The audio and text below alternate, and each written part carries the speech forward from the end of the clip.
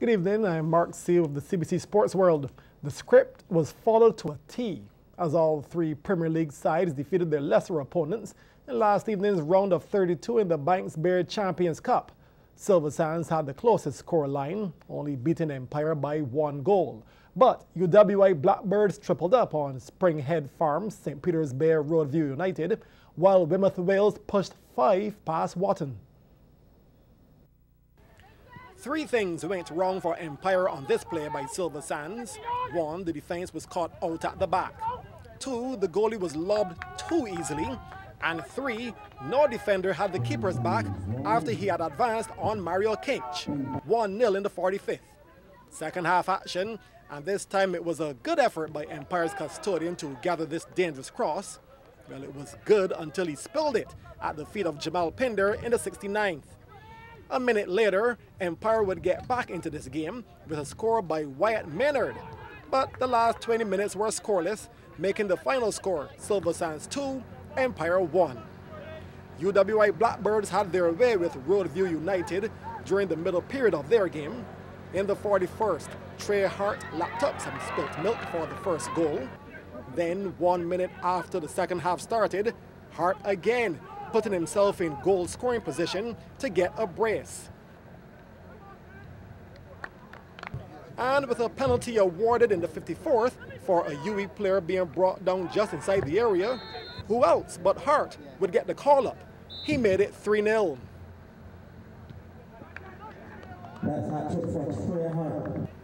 Now I'm certain that Hart was thinking beaver trick, while Andre Leslie was merely wanting his. Well, it was Leslie who got his in the 75th for 4-0. Now, just as in the first game, the lower division side managed to get on the score sheet. And this finish by Jason Blackman in the 84th was worthy at any level. Still though, UWI 4, Roadview United 1. The final game was even more one-sided. Weymouth Wales' Kemar Headley got the blanking started in the 28th. Now, any one of 3 Wales attackers could have scored this second goal. It ended up being Jadai Clark in the 47th. The third goal was compliments a keeper's error. He muffed the save and was too late in clearing it off the line. That was in the 53rd. Hayden Holligan scored at a time when it seemed as if the entire Carrington village was coming forward. This was in the 56th. Then, in the 64th, Holligan would get his brace as Wales blight Wotton 5-0. On out to basketball, Orange 3 Pinelands and Hilton Barbados Warriors are both locked on 14 points at the top of the standings in the BABA Cooperators General Premier League basketball competition. Pinelands registered their 6th victory of the season after defeating Combined Schools Tridents last evening at the BCC Gym. CBC's Damien Best reports. Pinelands in orange clashing with Combined Schools Tridents in blue. Charles Van Der Poel with the mid-range jumper. No purchase, but Anthony Barrow is there for the putback, 2 of his 12. At the other end, Tridents trying to get their offense going, but Hallie Franklin serving notice on Amal Smith with the rejection. Franklin, who finished with 23 points, gets the dish now from Barrow off the rebound, lets it fly from beyond the arc. Good as gold. But actually the Tridents were up by 5 after the first quarter. Tough time moving the ball around. Darion Hurley with an open look at 3. Sugar.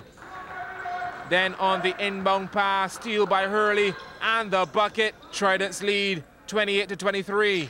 Second quarter now, Pinelands looking lazy on defense and Tridents capitalizing corner pocket, bang, 3 more. Hurley had 20 points.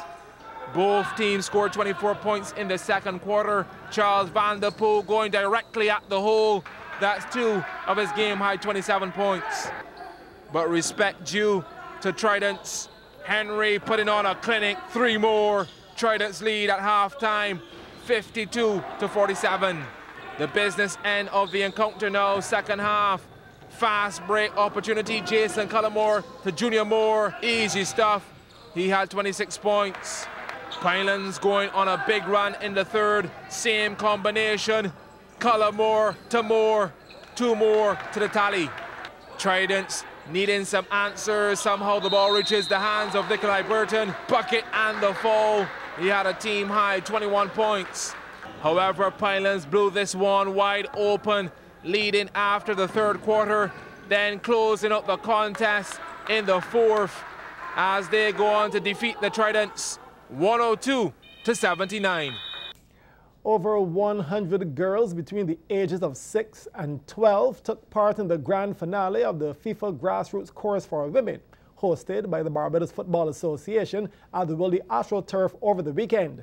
The 5-day course, conducted by FIFA instructor and former Mexico international Andrea Rodebaugh, was attended by 31 coaches, hailing from the National Sports Council as well as from primary and secondary schools. Rodebaugh says the course's curriculum, which focused on the fundamentals of football, injury prevention, nutrition, and physical fitness, was well received by all the participants. This is a training session that has been designed by the participants. We've been talking about grassroots sessions, what their objectives are, how they should be run, and they are coming out and implementing this philosophy. They have a lot of fun, and that is the focus. It should be fun, because at this age, that's what motivates them to the activities. The session has to be fun. If it's fun, they learn and they'll be coming back for more. We want all the young girls interested in playing football to have the possibility of playing football. It's the fastest growing sport in the world. We need coaches to implement, to be available and willing to develop the young girls. And what better than to have female coaches as role models for these girls. Rodebaugh believes that such programs are indeed needed. There's different ways of setting up a grassroots program. It depends on each FA's resources available and its objectives, but it should be year-round for all the girls. The idea is to have the possibility of playing, the possibility of competing, okay, and have different programs so that there's pathways for development. The National Senior Games are alive and well. During the opening ceremony for the track and field competition over the weekend, Minister of Social Care, Constituency Empowerment and Community Development, Steve Blackett, reported on an increase in participation for the annual event, with the inclusion of more disciplines. All 11 parishes were represented at the parade of teams, which included former Olympians and current national athletes. Minister Blackett said the Games are not only a national event, but they also highlight his ministry's commitment to the national aging policy. In spite of the economic challenges facing Barbados, the ministry has been able to increase the number of disciplines and has added the popular road tennis. Apart from track and field, we have a total of 8 disciplines participating in the National Senior Games this year. There are netball, basketball, dominoes, lawn tennis, table tennis, road tennis, cycling, and archery. Last year, 2014, a total of 300 athletes competed in the track and field events, and this year we have increased that figure to 420 athletes entering the road race and the track and field events. There has also been high interest exhibited in other sports events as well.